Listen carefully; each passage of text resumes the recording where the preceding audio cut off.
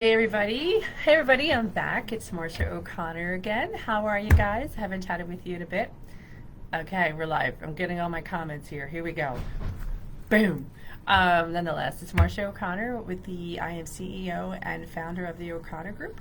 We are an outsourced HR, outsourced recruiting company based here in King of Prussia, Pennsylvania, and I'm excited to be back here. So I have some questions I want to go over with all of you, and so bear with me here. First one is from Alex Wilkins. Alex, thanks for the question. Appreciate that. Keeps me employed. So question they asked, should overtime be optional or mandatory? I have a landscaping business here in Pennsylvania. I am anticipating a really busy year, and sometimes I have a light crew and want to know how to get the most work out of them when I don't quite have enough team. What are ways I can get them to work more hours, and do I have to pay overtime? Well, it all depends how they are classified. Hey, Robin! Robin, I look at your picture every single day in the morning because it's in my bathroom, and it's absolutely beautiful. Anyways, back to Alex's question. Just want to let you know. So it all depends how they're classified, and more likely it sounds like it's an hourly employee. An hourly employee is required basically to be paid overtime, and it really depends upon what the state basically makes that happen. So usually it's a 40 hours that they have to get paid time and a half for that. So how I would say it is basically trying to make it work as if like, hey guys, there's certain times of the year I'm going to need additional assistance, and I really want to make sure everybody realizes that, but not to try to kill you, but you have to be careful with hours because that can backfire on you.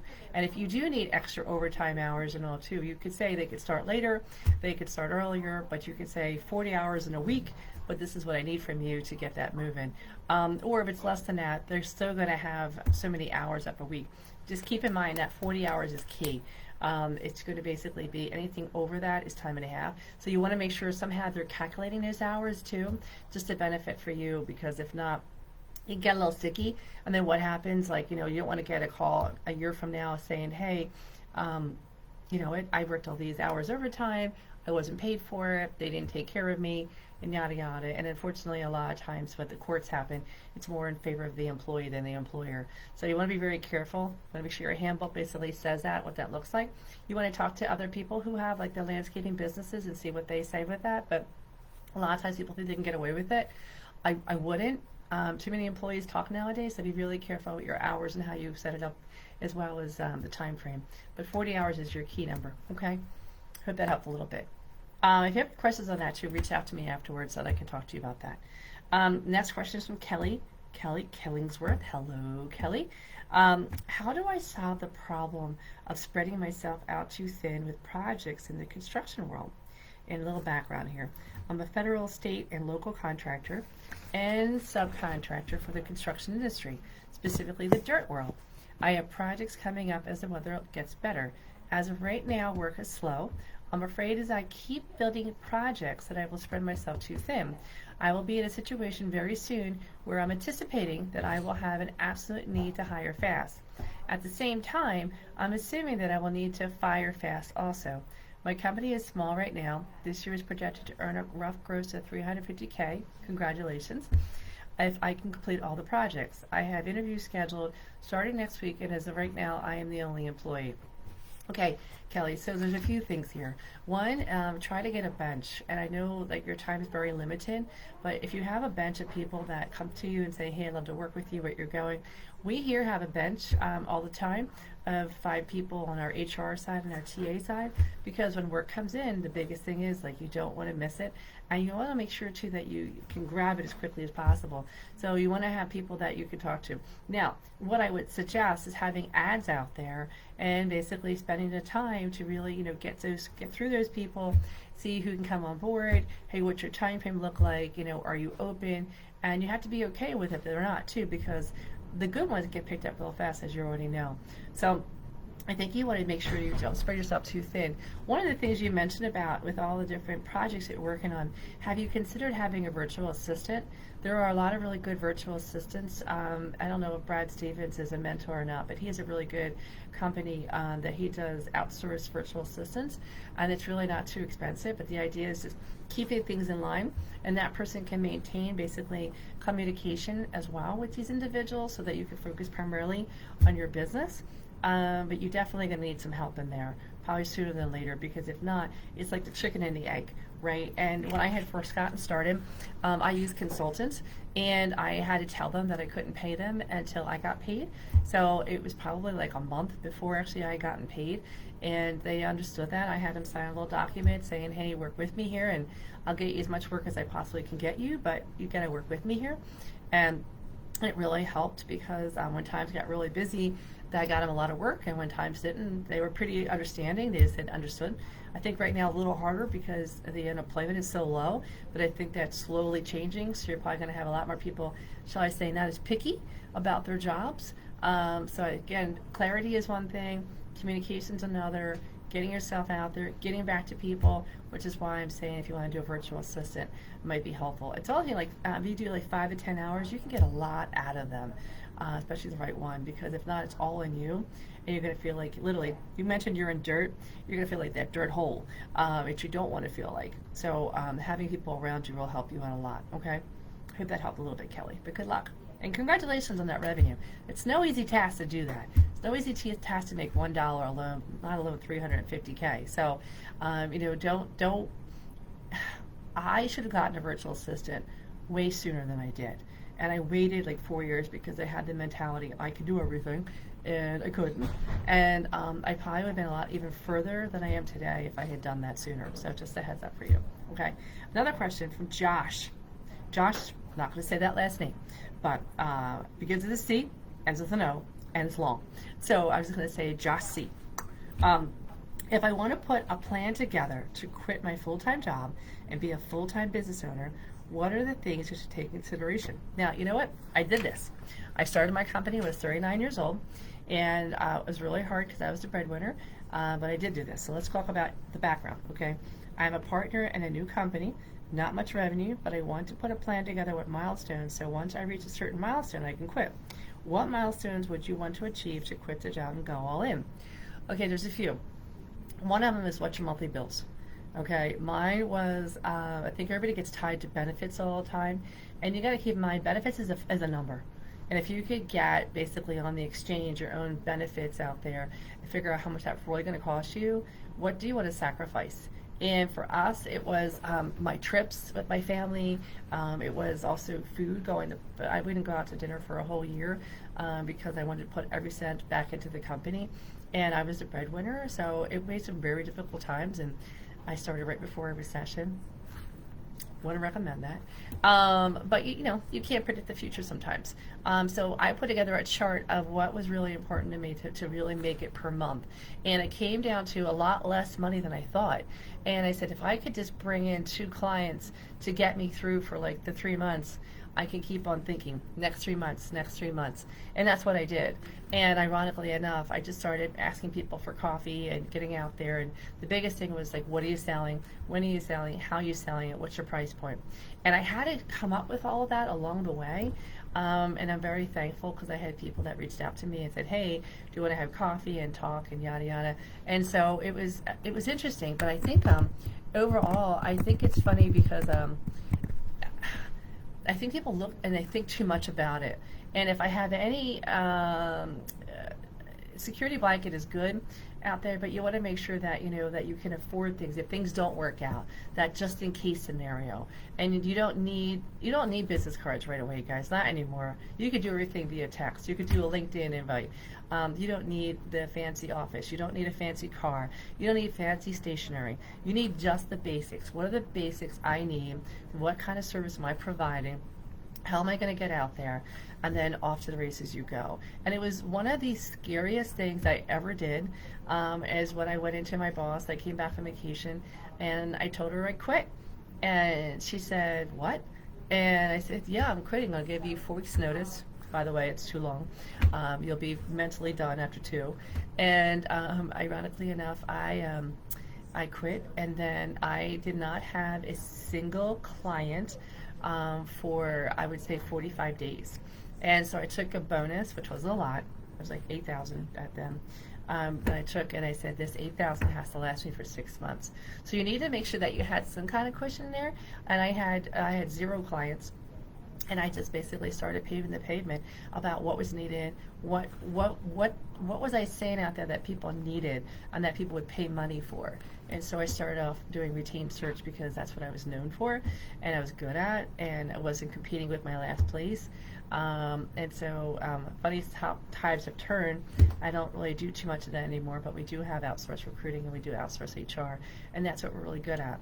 So I had to find out what sticks. Now listen, what you start out with doesn't always what you end up with, but you got to start somewhere, and you have to make sure that you take care of yourself, because if not, that stress alone will freak you out. So Josh, I wish you the best of luck. Don't give up hope, and write down your goals and write down the time frame you're going to do it. And I did that, and that really helped me too, to keep gathered, to say failure was not an option. Okay. Ricardo Delgado, great name. Hello, Ricardo. Question asked, is being a barber or owning a barbershop what I should do long term? And your background. Owned my barbershop for 3 years and I'm making a living, but I can see that there is only so much money to be made in a shop and as a barber, and I was wondering what you think. If I wanted to make 10 times as much, do I stay in this industry or do I transition to another industry like consulting or something else? What would you do if I were you? Well, that's a lot of variables right there. You know, do what you do best. If you go into something else to make more money, like, have you thought about just hiring more barbers to basically help where you're going to go? Like, my son used to go to this great barber at King of Prussia, and this guy he used to be a one-man shop, and then he brought on 3 others, and he did the math. He figures if he did his haircuts, I did about 15 minutes a haircut, right? And he had 3 extra people. So he basically started doing that, and then his haircuts, and that place was a shop.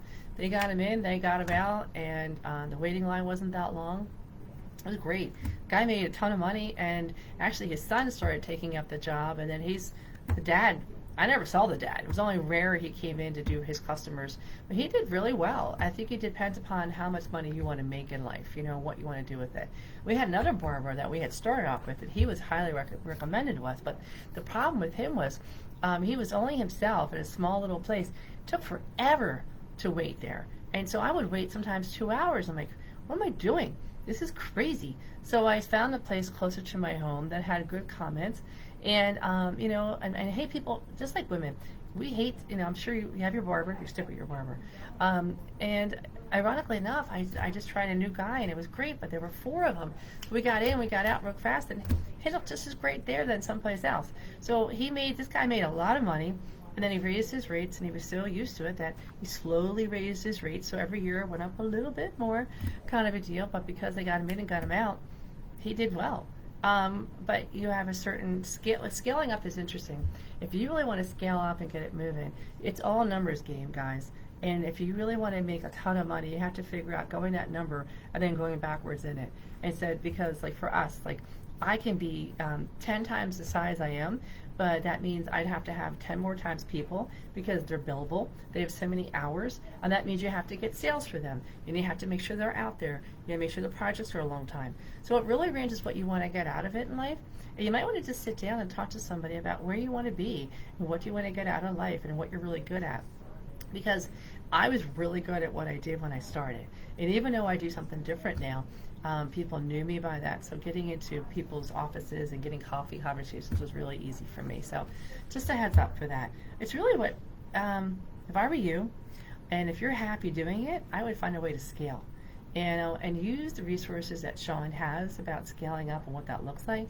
You're going to have to use other barbers. You're going to have to use other people who are really good at it, and figure out, you know, are they going to be happy, and give them autonomy.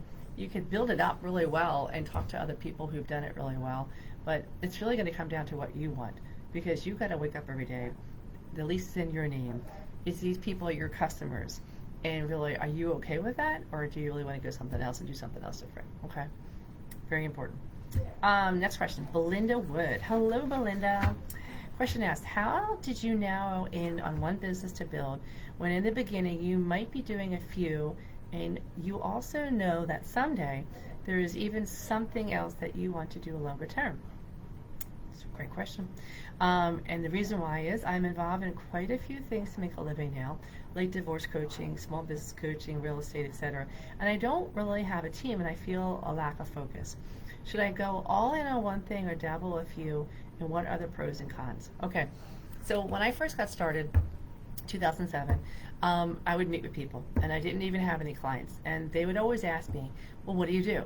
And I could have done a ton more things, but I knew I had to focus. So I focused on 3 things that I did really well. And I always left the conversation, well, we do these 3 things. And the idea was that they visually saw that and remember that, and it worked. Because people would start calling me saying, well, you met with Marcia, and they remember that you do 3 things, but 2 things they remember really well. And so you want to make sure it's 2 things that you want to basically know that you're out there with. But going back to your question, like staying ultra focused, listen, when you first start out, that's probably one of the hardest things to do, because all you're thinking is like, well, I can do that because it's going to bring in money, and I can do that because it's going to bring in money. I call it the squirrel syndrome. And sometimes it's really hard to do that, but what you want to do is really focus on what is a need, what is a want, what is something someone's going to pay money for. Okay, listen, I did retained search, and I was really good at it, but I didn't love it.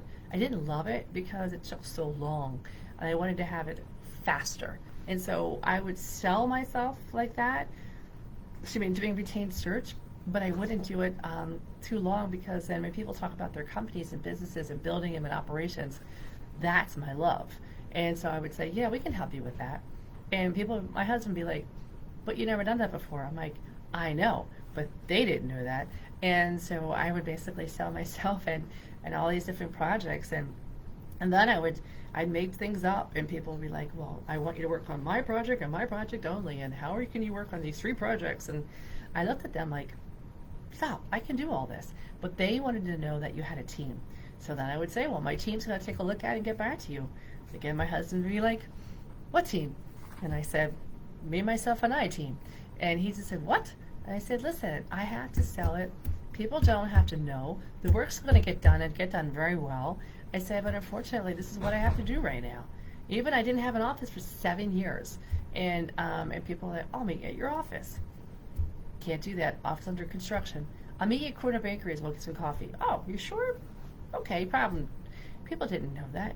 And so I had my own home address that had Suite 100, because my husband's like, why is it we're getting mail that says Suite 100? I said, because I'm letting people think that we have an office here. I said, it's all perception.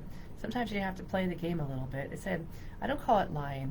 I call it basically before I get bigger syndrome. And it worked out really well, but I had to get focused on 3 things. Just like today, we could do outplacement, we could do high-end executive comp, we could do so much more. But to be honest with you, never forget, the riches are in the niches. Okay, big thing that I was taught a long time ago. And we even thought about, do we do not just keep it HR, or we do just recruiting? And I said, unfortunately, they really go hand in hand, and they really do level out each other too. So the one keeps the other one in business, and the other one then keeps the other one in business. And so we just do those 2 things, and it seems to work out for us. But people now know us as, well, you go to the O'Connor Group for HR. And it took a little while for us to get there, but they now know what we do and how we do it. And we have some competitors out there, great friends of ours, but they say that they do this and this and this and this. So when you ask them, like, what does this company do? Like, well, I don't know what they're really known for, but they do a little bit of everything, and I guess you could try them. And that is not who we wanted to be. We wanted to be like the place to go for HR, and that is what we have become, because we have divided it and made it so niche-y that way. So stick to your gun with it. Trust me, it's really easy. The moth comes in and basically sees that little light and like, I'll go for it. They're going to give me all this money. And just keep in mind, like, niches, the riches and the niches, people. Okay, very big deal, Kimberly. All right, next question. Last question here, too. It's a short day today, people. Lysandra Wilson. And Lysandra has here, I gotta tell you, your Gmail alone is making me hungry here. It says, yum yellow cake, okay? What better, like, tag right there, like here. What things can I do to keep thinking bigger and build a business bigger than just myself and my husband? And then your background is, I am a baking business and specialize in custom cakes and dessert tables, as you should with that email address. It is mostly me and my husband, and I really want to grow and build something. Would love to know what you did to build what you built and some things I can do to break through this limited mindset beliefs. It really comes down to the people you hang out with. I learned that probably the harder way than I should. I belong to a lot of women's, I would say, entrepreneur groups. And I had to hang out with people that really got it. I don't know where you live, but I can tell you I'm heavily involved with EO as well, Entrepreneurs Organization, and they have a group called Accelerators. And these individuals, there's 4 to a team, and these people are under $1 million in revenue, and they're all trying to get to that next level, and they're all trying to help each other out, and that has been very instrumental for a lot of people to get to their goals. You gotta hang out with people who get it, understand it, and all basically are looking for that next level, because you really, if you build that group of people, they really help you. And listen, Sean's group here is a phenomenal example of that. I'm not sure if you ever go into his sessions in person, but I highly recommend that you do, because when you leave there, you feel like kumbaya, you have these new friends, you have accountability groups, he really understands what you're looking for, but you gotta put yourself out there. You think you have no time, but you have to make the time to do it. And it was because of all these groups I was part of. You know, one of the fun things, fun fact, when I first got started, I was also selling a makeup brand on the side to make some extra money while I was doing all this. And ironically, once a month, they had this big meeting up in Allentown with my sponsor. And it was awesome. It was like motivation for salespeople. And it was what I needed to hear at that time. And I left there like, I set the world on fire. But you need to hear these kind of things and be around people who are with you to help you, support you. Because unfortunately, I love my spouse. I love him. But he can only go so far in pumping me up. And when things are tough with money and all, he looks at me, he's like, now what do we do? And that's not what you want to have. You want to have a group around you, like, we're going to get through this together. So there's a lot of different groups. There's women's groups, there's men's groups, there's AO, there's EO, there's so many different things out there. Even your Chamber of Commerce has groups for entrepreneurs. And what an easy group to get involved with. But you have to have these groups of people that meet together, because they're going to be your kumbayas to hold you accountable and also keep you motivated. You need to have that, no matter what you think, how busy you are, and I get it. But you know what? Don't forget, you are the lady that has a yellow cake. So you can win friends very quickly with cake, my dear. So that's what I would highly recommend doing. But if you need any other assistance with that, feel free to reach out to me. My email is MO'Connor, all O's, at TOCGRP.com. And that's it today for the questions, guys. Listen, if I were you too, check in with your bankers as well, just to make sure that your savings and checking accounts are in good shape. I think there was a big scare a lot of my clients had the past 2 weeks ago about SVB and what happened with that, all their deposits. So just make sure that you just reach out to your banker. Make sure you guys are putting your stuff in the right spots right now, because we worked really hard to get where we're at right now. Money isn't easy to come by, so we want to make sure that nothing's going to happen to it, just in case if it gets a little rocky out there up in the upcoming weeks, which I think it might. So look out for yourself and your team, okay? But use the resources here that Sean has. He's got great resources and all. Definitely try to go in person to one of his meetings. It's completely worth it. I've been there before. And you know, and just believe in yourself. Put it in front of you. I still have in my office basement, I have a whiteboard on there, and it has my sales for the year, and it has on there what I projected for this year. You know what? And I hate missing those numbers. So if you got to keep it in front of you, okay? Because you're here because you want to do this. You can do it. You are worth it, and be around people that care about you. It does pay off, and hey, if I could do it, you can do it. I started with nothing, and I had a lot of people around me to help me get where I'm at today, but it was a lot of hard work, long hours, totally worth it though. But you got this, guys. Reach out if you ever need me to cheerleader. My walk and talks at 5 o'clock every day. I like talking to people, pumping them up, but just, you know, whatever experience I can share with you, please let me know, okay? Guys, stay safe out there. Talk soon. Ciao. Peace out.